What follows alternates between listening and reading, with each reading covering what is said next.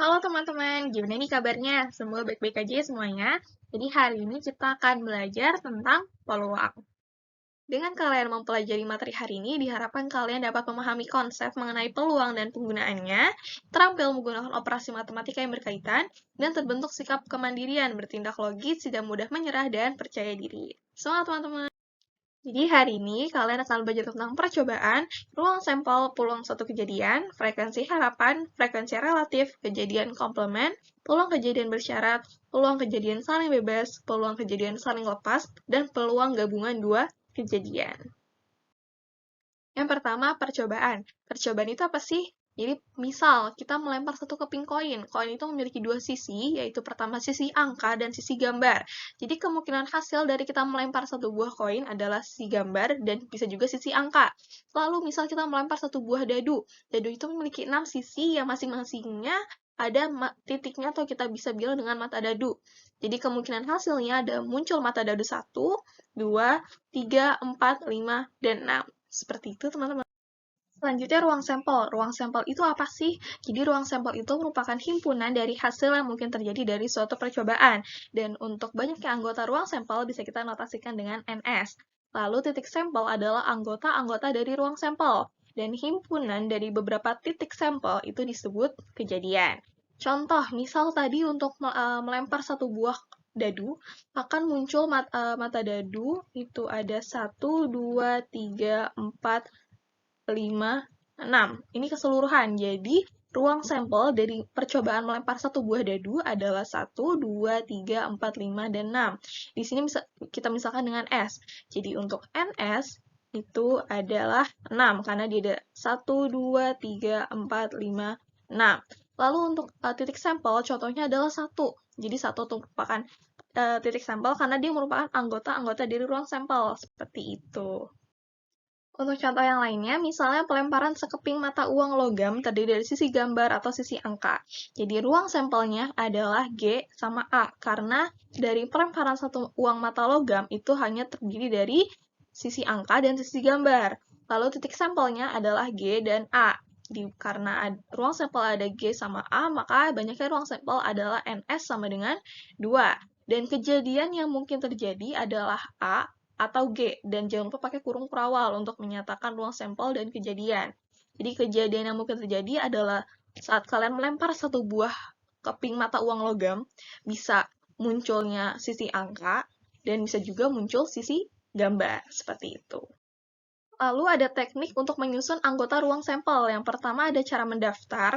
Jadi misal dilempar dua buah koin sekaligus, maka ada koin pertama dan ada koin kedua. Nah, untuk ruang sampelnya bisa kita susun jadi ada A, G, yang mana A itu adalah angka, G itu adalah gambar yang mewakilkan sisi angka dan sisi gambar. Jadi ada A, G, G, A, dan G, G. Lalu untuk titik sampelnya ada A, G, bisa G, A, bisa A, dan bisa G, G. Lalu misal, untuk kejadian hasil kedua koin sama. Jadi, koin pertama munculnya angka, koin kedua munculnya angka, jadi A, dan bisa juga koin yang pertama pas dilempar munculnya gambar, dan koin kedua juga gambar, jadi G, G. Ini tuh kejadian hasil kedua koin sama. Lalu bisa juga hasil kedua koin berlainan, jadi pas kalian lempar munculnya angka yang koin pertama, koin kedua munculnya gambar, atau bisa koin pertama pas dilempar munculnya gambar, G, A, dan yang koin kedua pas dilempar munculnya sisi angka, seperti itu. Selanjutnya, cara menyusun anggota ruang sampel dengan menggunakan diagram pohon. Jadi misal dilempar 3 buah koin sekaligus, maka akan ada koin pertama, koin kedua, dan koin ketiga. Nah, untuk mencari ruang sampelnya, jadi kita bagi dulu untuk koin yang pertama itu ada A, G, karena ruang sampel koin itu adalah A, G. Lalu kita buka lagi A, G, lalu kita buka lagi untuk yang A, G. Nah, ini kita buka sebanyak 3 kali karena dia ada 3 buah koin. Jadi dari koin yang pertama keluar angka, lalu kita buka lagi jadi A, G, lalu yang A lagi kita buka jadi A, G. Jadi untuk ruang sampelnya adalah A, G,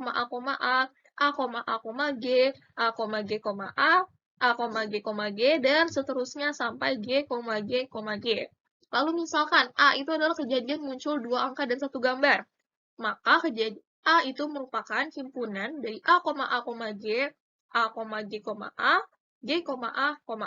Dan NA itu adalah 3, karena jumlah kejadian A adalah 3. Seperti itu.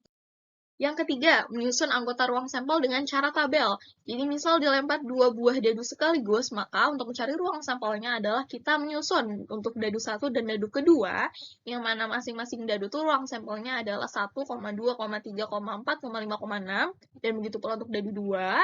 Jadi, jika kalian melempar dadu pertama, muncul mata dadu 1, lalu melempar dadu kedua, muncul mata dadu 1 juga. Maka titik sampelnya adalah 1,1. Lalu misalkan di dadu pertama keluar mata dadu 1, di dadu kedua muncul mata dadu 2. Jadi titik sampelnya adalah 1,2. Dan seterusnya sampai 6,6. Seperti itu.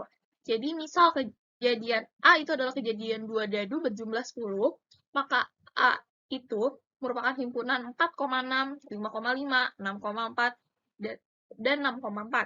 Karena jika kalian jumlahkan, 4 tambah 6 akan menghasilkan 10, 5 tambah 5 akan menghasilkan 10, dan 6 tambah 4 juga akan menghasilkan 10. Dan NA itu sama dengan 3. Lalu jangan lupa untuk ruang sampel, NS-nya adalah 36. Kita ke contoh soal yang pertama, apa saja ruang sampel dari pelemparan suatu dadu dan koin? Ada clue-nya, gunakan diagram pohon agar lebih mudah. Jadi, pertama kita tentukan terlebih dahulu untuk ruang sampel dadu.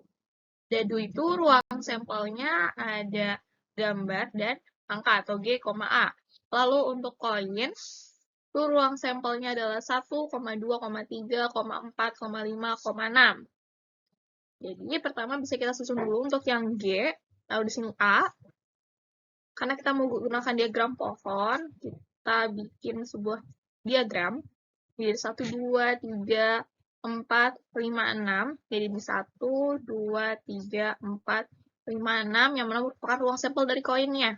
Begitu pula dengan yang A, kita buat diagram lagi. 1, 2, 3, 4, 5, 6. Jadi 1, 2, 3, 4, 5, 6. Jadi ruang sampelnya dari pelemparan suatu dadu dan koin adalah G,1, lalu ada G,2, lalu ada G,3, lalu ada G,4, lalu ada G,5, lalu ada G,6, lalu ada A,1, lalu ada A,2, lalu ada A,3, lalu ada A,4, A,5, dan yang terakhir A,6. Seperti itu. Selanjutnya, pada percobaan mengambil 3 buah bola sekaligus secara acak dari dalam sebuah kotak berisi ada 5 bola berwarna merah, kita tulis 5M. Lalu ada 4 bola berwarna putih, kita tulis 4P. Tentukan banyaknya anggota kejadian terambil 1 bola merah dan 2 bola putih. Di sini dibilang soal mengambil 3 buah bola sekaligus. Sebelumnya teman-teman sudah belajar tentang permutasi dan kombinasi. Jadi untuk mencari banyaknya anggota kejadian, di mana kita mengambil 3 buah bola sekaligus, kita bisa gunakan kombinasi. Jadi pertama untuk 1 bola merah, jadi kita gunakan dari 5 ngambil 1 bola, jadi 5C1, karena dan kita kali, dari ada 4 bola putih, kita ambil 2 bola putih, jadi 4C2. Jadi untuk 5C1 jadi 5 faktorial per 5 min 1 jadi 4 faktorial, dikali 1 faktorial, dikali 4 faktorial, 4 min 2 jadi 2 faktorial, dikali 2 faktorial. Ini jadi 5 kali 4 faktorial, di sini jadi 4 faktorial, 1 faktorial adalah 1. Ini kita coret, lalu dikali 4, dikali 3, dikali 2 faktorial. Ini bisa kita coret 2 faktorialnya, 2 faktorial kita buka, bisa jadi 2 dikali 1. Kita coret lagi, 2 kita coret dengan 4, jadi di sini ada 2, jadi di sini 5, dikali 2 dikali 3, jadi 10 dikali 3 sama dengan 30. Jadi banyaknya anggota kejadian terambil 1 bola merah dan 3 bola putih adalah 30. Selanjutnya, untuk menentukan peluang suatu kejadian atau PK merupakan peluang kejadian K, rumusnya adalah NK per NS, yang mana NK adalah banyaknya anggota dalam kejadian K, dan NS merupakan banyaknya anggota dalam himpunan ruang sampel. Soal pertama, pada percobaan pelemparan dua buah dadu, tentukan peluang kejadian hasil kedua dadu berjumlah 10. Jadi misalkan kejadiannya adalah A, untuk mendapatkan kedua dadu berjumlah 10, ada 4,6, 5,5, dan 6,4. Jadi NA-nya ada 3 ya teman-teman. Lalu untuk NS-nya atau ruang sampel, dalam suatu dadu itu ruang sampelnya adalah 1,1, 1,2, dan seterusnya sampai 6,6. Teman-teman bisa langsung hafalkan saja untuk pelemparan dua buah dadu, NS-nya adalah 36. Jadi bisa langsung kita cari ya untuk peluang kejadiannya. Peluang kejadian A itu adalah NA per NS. Jadi 3/36. Langsung saja kita bagi 3. Untuk ini kita bagi 3. Dan ini juga dibagi 3. Akan menghasilkan 1/12. Jadi peluang kejadian hasil kedua dadu berjumlah 10 adalah 1/12. Dari rumus-rumus yang sudah saya sebutkan sebelumnya, jadi kesimpulannya untuk setiap kejadian A dalam suatu percobaan berlaku peluang A itu lebih besar sama dengan 0 dan kurang dari sama dengan 1, dan peluang A ditambah peluang A komplement itu sama dengan 1, yang mana A pangkat C atau A komplement itu merupakan kejadian bukan A. Seperti itu. Lalu ada frekuensi harapan atau FH, rumusnya simpel yaitu N dikali peluang kejadian. Jadi dengan kita mendapatkan peluang kejadian, kita dapat mencari frekuensi harapan dengan mengalikan N atau banyaknya percobaan. Lalu ada frekuensi relatif atau FR, untuk mencarinya adalah K besar per N, yang mana K besar itu adalah banyaknya munculnya kejadian K, dan N itu merupakan banyak percobaan. Lalu untuk kejadian komplement, rumusnya adalah peluang kejadian A ditambah peluang kejadian A komplement itu sama dengan 1. Jadi misalkan teman-teman ingin mencari peluang kejadian bukan A atau A komplement, itu sama dengan, bisa kita tulis, PA komplement sama dengan 1 min peluang A. Seperti itu. Selanjutnya, peluang gabungan dua kejadian. Jadi untuk mencari PA gabung B, atau bisa kita bilang dengan union, tapi kita bilang gabungan saja. Jadi PA gabung B itu sama dengan peluang A ditambah peluang B min PA iris B. Jadi ilustrasinya, kita ingin mencari keseluruhan dari ini. Jadi kita menghitung peluang A ditambah peluang B dikurang dari peluang A iris B. Seperti itu. Selanjutnya ada peluang kejadian saling lepas. Jadi rumusnya adalah PA gabung B itu sama dengan PA ditambah PB. Bedanya dengan peluang gabungan dua kejadian adalah dia tidak memiliki irisan. Jadi tidak perlu dikurang dengan PA iris B. Seperti itu. Dua dadu merah dan putih dilempar bersama sekali. Hitunglah peluang mata dadu yang muncul berjumlah 5 atau 7. Jadi pertama untuk A itu kejadian mata dadu yang muncul berjumlah 5. Muncul berjumlah 5 bisa 1,4, kita mulai dari angka 1, lalu 2, 2,3, lalu 3, 3,2, lalu untuk yang angka dadu pertama 4, jadi 4,1. Jadi NA-nya adalah 4.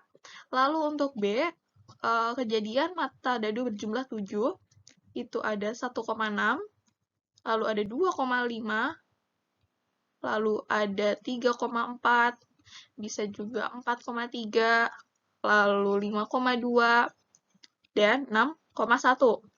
Jadi ada NB-nya adalah 7. Lalu NS atau peluang dari ruang sampel atau kejadian ruang sampel dari melempar dua buah dadu adalah 36. Jadi untuk menghitung peluang mata dadu yang berjumlah 5 atau 7, jadi P A gabung B itu sama dengan PA ditambah PB. Tidak dikurangi irisan karena tidak ada irisannya, tidak ada yang sama di antara kejadian A dan kejadian B. Jadi kita hitung saja. Peluang kejadian A adalah 4/36, lalu kejadian B adalah 7/36. Karena tadi untuk peluang kejadian A itu rumusnya adalah NA per NS, lalu untuk PB adalah NB per NS. Jangan sampai lupa ya teman-teman. Kita jumlahkan jadi 11/36. Sehingga peluang muncul mata dadu berjumlah 5 atau 7 adalah 11/36. Selanjutnya adalah peluang kejadian saling bebas, atau PA iris B itu sama dengan PA dikali PB, atau biasa kita temukan di soal dalam bentuk dan, jadi langsung dikali saja. Selanjutnya ada peluang kejadian bersyarat, jadi untuk peluang A dengan syarat B itu sama dengan peluang A iris B per peluang B, di mana PB itu tidak sama dengan 0. Lalu untuk peluang B dengan syarat A, itu adalah peluang B iris A per peluang A, di mana peluang A itu tidak sama dengan 0. Mungkin itu saja materi yang dapat saya sampaikan hari ini. Apabila ada pertanyaan, langsung ditanya saja di WhatsApp group. Semangat belajar ya teman-teman!